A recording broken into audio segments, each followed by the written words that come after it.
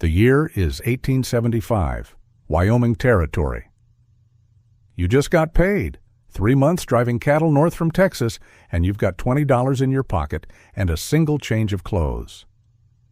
You walk into Cheyenne, and the smell hits you. Your own smell. Tallow, trail dust, weeks of dried sweat. You find a boarding house. You eat. You sit on the steps and watch the street. 16 men pass before a woman does. She doesn't look at you. Nobody expected her to. There's a church social next Sunday. You heard about it 40 miles back. Every man in town had. The math is not abstract. In 1870, Colorado Territory had roughly 40,000 men and 14,000 women. In the mining camps north of Denver, that ratio collapsed further. Some camps ran 15 men to every woman. Some ran 30. The men who worked the cattle trails between Texas and Kansas were gone 5 to 7 months of the year. When they came back, they had money, unwashed clothes, and approximately 3 months before spring drives began again. Everyone understood the arithmetic. The women understood it better than anyone. The social world runs on 2 institutions, the church social and the barn dance. That's mostly it. There are no parlors yet in most of these towns, no opera houses, no proper promenades. There is a church if the town is lucky, and a barn if someone has built one large enough. Both function the same way. They are the only places a man can speak to a woman without her reputation becoming a subject of conversation the next morning. The barn dance is on Saturday. You arrive early. The barn smells of hay, cattle, pine resin, and the particular human smell of people who have made an effort. Women have pressed their dresses, men have combed their hair, and some have succeeded. A fiddle player is already going in the corner. 2 lanterns hang from the central beam. The floor is dirt-tamped flat. You don't walk up to a woman. You don't approach her group. You find the man who knows her father or her husband or her brother, and you get introduced. If no such man exists, you find the woman who organized the event, and you ask to be introduced. This takes time. This is the point. The introduction is a test. How you conduct yourself in it is the information everyone is collecting. The dance card is where the accounting happens. A small paper listing every dance of the evening. You approach a woman before the music starts and request a specific slot. Waltz, reel. On 2-step, she writes your name. A full card means you arrived too late. 2 dances with the same man in an evening is noticed by everyone. 3 dances is a statement. Nobody in the room is pretending not to count. The respectable women of a frontier town police the line themselves. This is not a small point. There are no formal institutions managing it, no chaperone society, no printed rulebook. The women who have built something here, who crossed a continent and established households in towns that had no sidewalks, are not interested in having that work undermined. They know who is respectable, and they decide who joins that category. A woman who allows herself to be seen talking too long with the wrong man, without introduction, without company, loses something she cannot easily recover. The men who don't understand this find themselves quietly excluded from the social calendar. The men who do understand it are the ones who eventually get invited to sit in someone's parlor. The church social operates on similar principles with additional God. Women bring food, men eat it, and express appreciation. There is singing. There is no dancing. That distinction is important and debated seriously by people who have time for debates. The point is proximity, shared space. The chance to hear a woman speak for more than 30 seconds without a transaction attached. You spend most of your year away from all of this, on the trail or in a bunkhouse or behind a counter or in a mine. The trail season runs April through November for most cowhands. You come back to town in December with wages and a social window that lasts until March, or 3 months. The woman you met last March may be married to someone else now. This has happened to men you know. You left for the drive in April. She waited 2 months. Then she didn't wait. You don't blame her. The practical pressure was real on both sides. The winter social season is therefore not casual. Men who are serious about finding a wife show up to everything: the spelling bee, the church fundraiser, the temperance meeting, even if you drink. You sit through 2 hours of arguments about alcohol to spend 45 minutes in a room where women are present. This is considered normal. Nobody mentions it directly. Now the calling system. You have been introduced. She didn't end the conversation immediately. Her mother was present and did not remove her. These are good signs. You ask through the proper channel, her father, or in his absence, a male relative or family friend, whether you may call. Calling means you arrive at their home on a specified afternoon. You sit in the front room. Her mother or an older female relative sits in the same front room. You are offered something to drink. You accept. You talk. You talk about the weather, the roads, whether the new general store stocks decent coffee. You talk about where you came from and what you intend to build. She talks carefully, and you listen carefully because you are both gathering information at speed while appearing to discuss coffee. The mother is also gathering information. At no point do you touch her hand. At no point are you left alone. The call lasts between 45 minutes and an hour and a half. When you leave, you don't know if you'll be invited back. You find out through the same channel you used to request the first call. This is how it works when it works. When it follows the form imported from Ohio and Pennsylvania and Virginia, adapted for pine board houses and dirt floor parlors, and the particular pressure of a place where everyone knows there are not enough hours, not enough women, and not enough time. Some men decide not to wait for the form. They place an advertisement in a newspaper printed 6 states east and hope that a stranger writes back. The advertisement runs in a paper printed in Cincinnati, Ohio. Wanted, a Christian woman of good character willing to relocate west. Applicant should be capable of frontier conditions and not averse to hard work. Widows considered. Reply to Box 14, Dodge City, Kansas. That's the whole thing. That's the courtship. The woman who answers is taking a serious risk. She knows your name, your stated occupation, and whatever you chose to include in 2 or 3 letters exchanged over 6 to 8 months. She does not know your temper. She does not know if you drink past the point of reason or how you behave when the money runs out. She boards a train in Illinois or Indiana or Ohio with everything she owns in a trunk, and she arrives at a station in a territory she has never seen, and there you are. You have also never met. You shake hands. Possibly you recognize each other from a photograph, if photographs were exchanged. You get married within the week, sometimes within the day, because she has nowhere else to go, and you have been waiting for 2 seasons. Some of these marriages are catastrophic. Some of them last 50 years. And the women who came this way were not naive about the transaction. They understood they were solving a problem that the frontier had created, and they came prepared to work. The ones who answered the advertisements were often women who had already survived something: a husband's death, a family's bankruptcy, a part of the East that had no further use for them. The frontier offered a reset.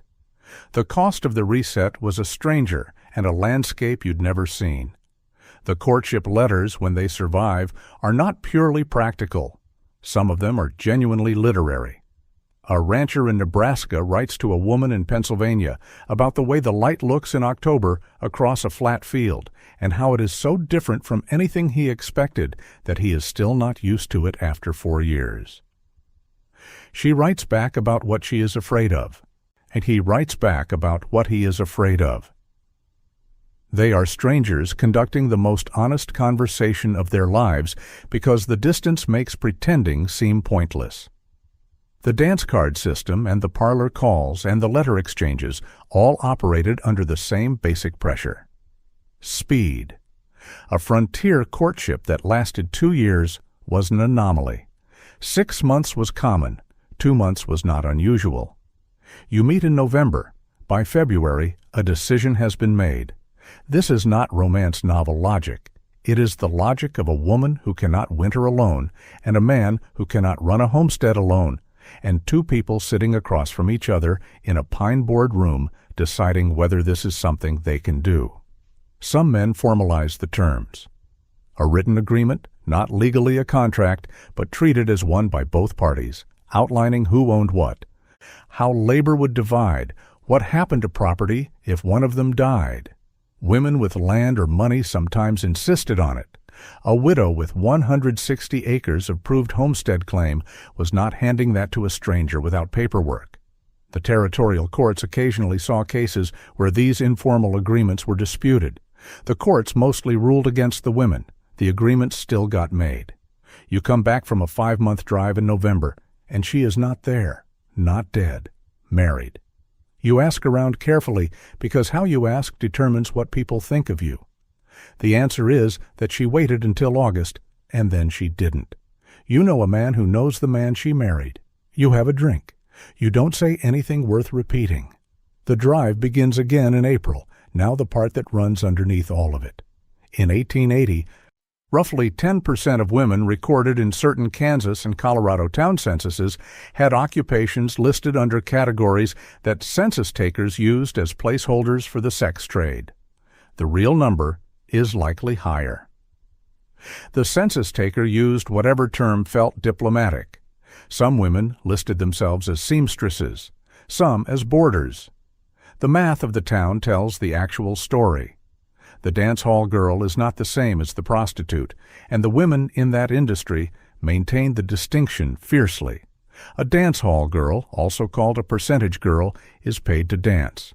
A man buys a dance token at the bar, a small brass coin or a paper ticket, and she dances with him, and a percentage of that token's value is her pay.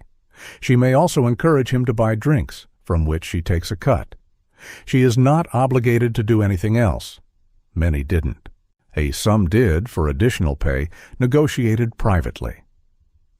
The line between the two categories was real and also permeable, and the permeability was usually a function of economic desperation, not preference.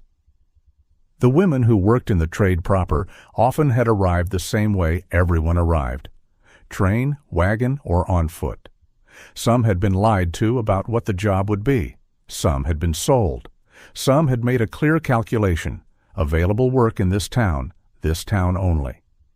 The mining camps north of Denver offered domestic work at $4 a month and prostitution at considerably more. Many women who came west with no resources and no family connections made the calculation once, and some never found a way out of it. Others saved money and left. The records are sparse on the ones who left. The town knows exactly who works where. The town maintains two separate social categories with no overlap permitted. The church women don't speak to the saloon women on the street. This is not cruelty in the minds of the church women. This is maintenance of a system that protects what they have built. If the line blurs, the value of being on the respectable side decreases. They cannot afford that, so the line stays sharp, and the women on the wrong side of it are invisible to the official social calendar while being completely visible to the men who move freely between both worlds. The men move freely between both worlds. Nobody marks that in the census. Now the people the calendar never included at all. The Page Act passes in 1875. It bars the entry of Chinese women into the United States on the presumption that they are coming for immoral purposes.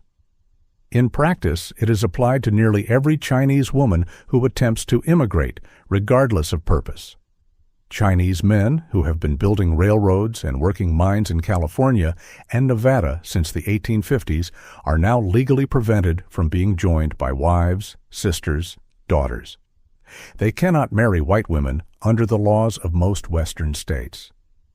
They live in the all-male world that other men on the frontier complain about, and they live in it permanently, by design, without the church socials or the dance cards or the letter exchanges or any of the mechanisms the rest of the frontier uses to solve the problem. The loneliness is identical. The legal solution is non-existent. The native women are a different accounting.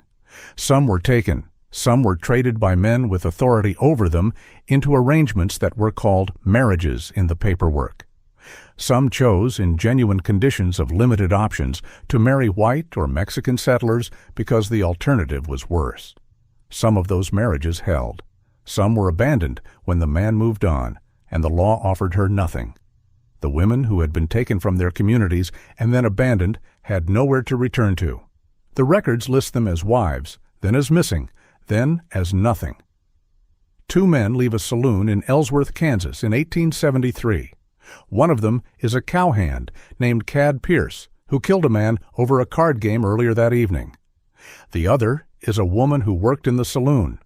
Her name appears in one newspaper account. She is not mentioned again. She is buried outside the church fence. The letters exist. Archivists have them in collections in Laramie and Lincoln and Kansas City. A cattleman in Wyoming writes to the woman he will marry in the winter of 1879 across 7 months of correspondence. He is not an educated man by the standards of the East. His spelling is approximate, but he describes what he wants to build, what he is afraid he will not be able to build, and what it would mean to him to have someone who understood both of those things at once. She writes back with equal candor. She is 31, a widow, living in her brother's house in Ohio. She has been there 2 years. She is done being in her brother's house. They meet at a train station in Cheyenne in March. They are married 11 days later. The letters suggest they were not disappointed. This is also the West. Same territory, same decade, same dusty streets. Women changed the towns they came to in ways the records document. Laramie, Wyoming became the first territory in the United States to grant women the right to vote in 1869. This is not an accident of geography. Women who had crossed a continent and built households in places with no infrastructure did not accept the argument that they lacked the judgment to participate in the decisions being made around them. The first female jurors in American history served in Wyoming Territory that same year. The judge who impaneled them was not progressive by inclination. He was practical. The women who showed up to serve knew the law as well as the men. He noted this in his record. The territory noted it in its constitution. Schools followed women. Newspapers followed women. A town without women had a saloon, a livery, and a general store. A town with women got a school within 5 years in the majority of documented cases. The school was usually in the church. The teacher was usually a woman who had come west for one reason and found a second use for herself. Some of those women taught for 30 years. The towns that survived into the 20th century were almost always the ones that had both. The territorial newspapers began running pieces about eligible women arriving in town the way they would run pieces about a new shipment of goods. Town gossip tracked arrivals. A widow who reached Abilene in 1872 with 3 children and approved homestead claim received 6 calling requests within her first week. She was not surprised. She had expected it. She chose carefully. The cost to these women was not abstract. Try to hold it plainly. A woman in Indiana in 1874 leaves behind her mother, her sisters, her church, the road she has walked for 30 years, the faces she has known since she was a child. She packs what fits in a trunk. She boards a train. She has a photograph of a man she has never met, and a series of letters that tell her he is reliable and that he has built a house that is mostly finished. She arrives. The house has 1 room. It is finished in the sense that it has a roof. She does not go home. There is no going home. She plants a garden in the spring. It fails the first year. She plants it again. She writes her sister that the sky is very big and the grass does not end. She does not write that she is afraid. Some of them wrote about the loneliness in terms that are hard to read, or not the romantic loneliness of missing a specific person. The structural loneliness of a landscape with no familiar reference point in any direction. The sky in Kansas is enormous, and the grass runs flat to the horizon, and there are no trees, and the wind does not stop. Women who had grown up with trees found the treelessness specifically disturbing in ways they struggled to put into language. One woman in a homestead diary from Ford County, Kansas, 1878, writes that she did not expect to miss trees as much as she misses people. Then she writes that maybe it is the same thing. She does not explain further. You step out of it now. You step back from 1873, from the barn dance and the dance card and the advertisement in the Cincinnati paper and the saloon and the church fence and the train station in Cheyenne. You are out. You are not sure what to do with it. The West of the 1800s is not the movie. The movie irons it flat. The real thing was crowded with people trying to solve problems that the landscape and the economy and the law had made for them, and love was one of those problems, and they solved it the way they solved the others. Pragmatically, imperfectly, sometimes with genuine tenderness and sometimes with cruelty, and usually with both running through the same household at the same time.